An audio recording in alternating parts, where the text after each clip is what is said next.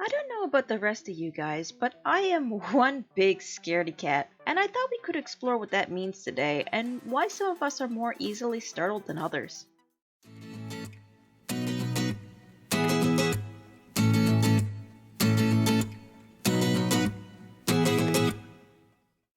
I'm not really sure where the idea for this video came from. I was just thinking about how easy it is to scare me, and I figured it would be interesting to do a video on the idea of being an extra timid person. Essentially, being a scaredy cat is defined by being timid, or at least that's what Google offers if you decide to Google the term. Of course, Google will also offer words like coward and chicken to describe the idea as well, but I personally think a timid person and a coward are very different. Because as someone who is very easily spooked, I am not cowardly. I still face challenges and try new things all the time, but that's not to say that I'm not scared while doing it, of course. Yet, my scaredy catness, is that a word?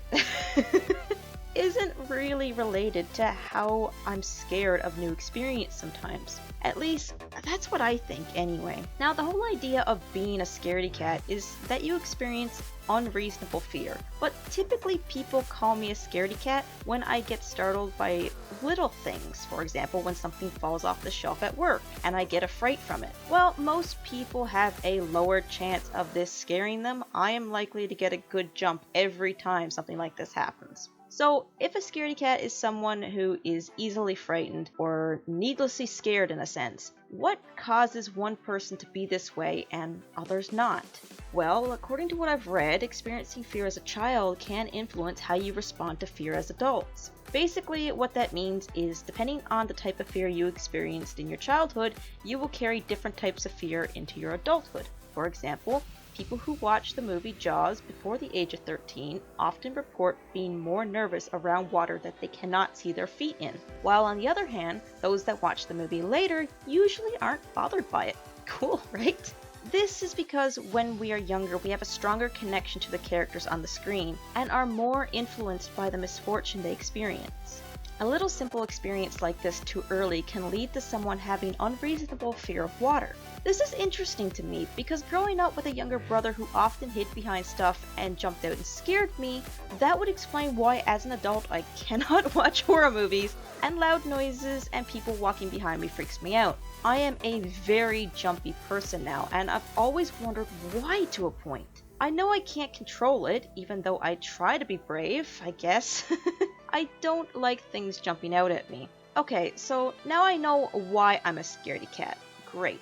But can I fix it? Sadly, it seems once your brain is trained to react in a fearful way towards something, it's very hard to retrain it. More so when that fear is traceable to your childhood. Now, you can help yourself with certain things. If you really want to learn how to enjoy horror movies, for example, there are things that you can do to help yourself out, like reminding yourself that it's not real, trying to find humor in them instead of finding the scarier parts, and of course, stepping back when it's too much for you.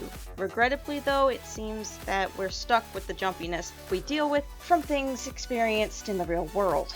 I think the worst part about being a jumpy person is when someone finds out about it and they attempt to scare you constantly. I really hate this, honestly. Yeah, I'm a good sport about it and I'll laugh with them, but if I was to be honest, I would be upset. It doesn't feel good at all when somebody scares me. It's genuine fear that I experience in that moment, but non-jumpy people don't seem to understand why we don't enjoy this feeling at all. Of course, there are people who watch horror movies because they enjoy being scared. I'd like to be clear that they fall into a category all of their own and are very different from scaredy cats. These individuals are referred to as sensation seekers. They actually enjoy the feeling of being scared or being in danger. They actually enjoy experiencing fear. They are really the opposite of scaredy cats. I cannot imagine enjoying fear. So overall, what we've learned today was that people experience fear differently depending on their personal experiences as children, which actually affects their relationship with the emotion, and not everyone treats fear as a negative emotion, even though it's often seen as one in general. I don't really think being called a scaredy cat or being a timid person should really be seen as a bad thing or something that people should take advantage of for entertainment, but it seems like that's the norm for now. I'd like to see some changes in how people view those who don't seem as brave as others. That being scared of small things doesn't mean that you can't face challenges or that you can't be brave when you need to be. I think it's worth celebrating that everyone has their own relationship with this emotion, and we all have our own ways of dealing with things. Be kind to the scaredy cats in your life. They'll appreciate it. Thanks for watching the video, everyone. I'm happy to see you all back for another one of my random topics. If you liked the video, be sure to tell me down in the comments. Are you a scaredy cat? Do you know somebody like this yourself? Did this information make you think differently about people that are easily startled in your life? Be sure to share the video with a scaredy cat that you know so they might learn something about themselves too. As always, guys, have a wonderful day, and I will see you all next time.